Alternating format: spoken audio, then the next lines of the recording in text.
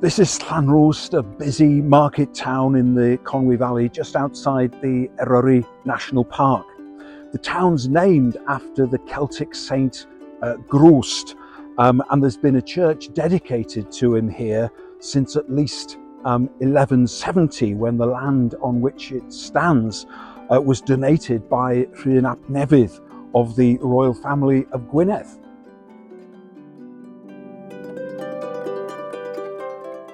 It developed into a major centre of the wool trade, aided by the law imposed by Edward I, prohibiting any Welshman from trading within 10 miles of the new town of Conwy.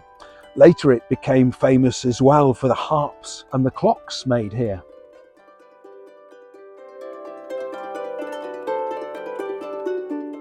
The town's famous bridge behind me was built by Inigo Jones in 1636. Gwydir Castle was built in 1492 by the Wynn family. Bishop William Morgan, who translated the Bible into Welsh, is believed to have studied there, and in 1994 it was where Kathy and I held our wedding reception. Tu hwnt i'r bont, now a cafe, used to be a law court.